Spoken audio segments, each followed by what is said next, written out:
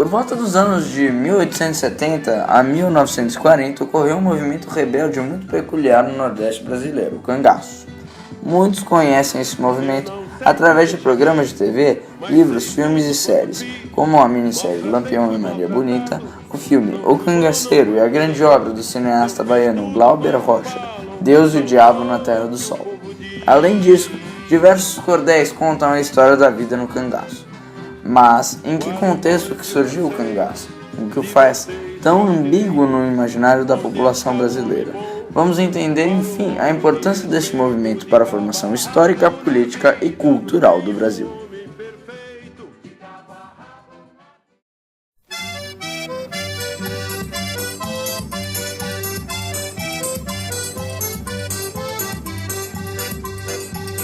Antes de começar, é preciso esclarecer algumas coisinhas. Pelo contexto econômico nacional, a economia do Brasil Império era pautada pela agricultura exportadora, em que, em seu processo, reinava a plantation, cujas principais características eram o uso de mão de obra barata para a produção, escravos ou imigrantes, e a produção em larga escala nos latifúndios, de maneira a estabelecer uma monocultura. Foi esse contexto em que surgiu a Lei de Terras. A lei visava a regulamentação das terras em cartório.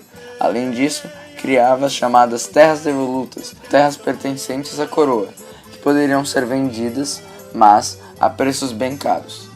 Calma aí! Mas o que isso tudo aí tem a ver com o cangaço? Calma, aluno chato, a gente vai chegar lá, espera um pouco. Essa lei zoou toda a organização fundiária do Brasil, pois as terras não ficaram bem distribuídas, e sim concentradas na mão de poucos grandes proprietários, favorecendo assim o mandonismo no Nordeste, especificamente chamado de coronelismo.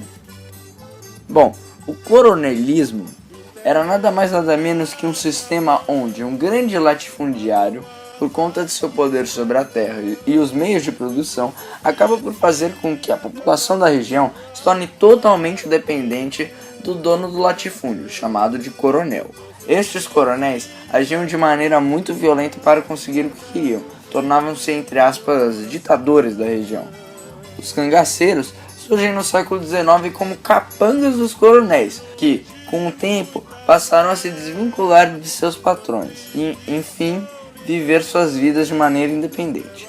Eram em vários grupos nômades que circulavam por todo o Nordeste do Brasil e que viviam de saques e sequestros de familiares destes coronéis, pedindo dinheiro em troca da libertação destes familiares. É importante se destacar que, no momento em que os cangaceiros se desvinculam dos coronéis, que se iniciam as associações dos cangaceiros com bandidos. O provável motivo para o surgimento do cangaço independente é a violência e a miséria da qual sofreu o povo brasileiro e principalmente o povo nordestino na época. Destaca-se, claro, como fator principal a opressão tanto policial como por parte dos coronéis. Os cangaceiros buscavam um modo de vida diferente da pobreza, miséria e violência que sofriam na mão dos coronéis e forças policiais. Um exemplo que ilustra bem o que digo é o fato de muitos homens terem se tornado cangaceiros por motivos de vingança pessoal, como o Lampião, que se tornou cangaceiro em parte por conta da morte de seu pai em uma chacina. Diferentes partes da sociedade detinham diferentes opiniões sobre o cangaço. Durante o período do cangaço, o Estado brasileiro se posicionou de diferentes formas em relação aos diferentes tipos de cangaceiros. Muitos cangaceiros começaram fazendo trabalhos para instituições públicas, sendo de certa forma parceiros do Estado, ocupando muitas vezes o papel repressor sobre os camponeses. Todavia, quando o serviço dos cangaceiros não era mais necessário, os cangaceiros se tornavam bandidos do ponto de vista do Estado. Dentro da população camponesa, os cangaceiros eram vistos como figuras ambíguas, que ao mesmo tempo que supostamente davam dinheiro para os pobres, uma espécie de Robin Hood do sertão, glorificados através dos cordéis, realizavam atos de crueldade, como roubar, estuprar mulheres e saquear vilas. Falaremos agora sobre 3 grandes nomes do cangaço: João Calangro, Antônio Silvino e Lampião. João Calangro foi um dos principais cangaceiros que ganharam fama pelos sertões do Nordeste, em meados da década de 1870. Calangro atuava principalmente na região do Cariri, no Ceará. Inicialmente, João Calangro era apenas um capanga do grupo Inocêncio Vermelho, que era patrocinado pelo juiz municipal de Jardim, chefe político local que pagava o grupo para manter a ordem na região.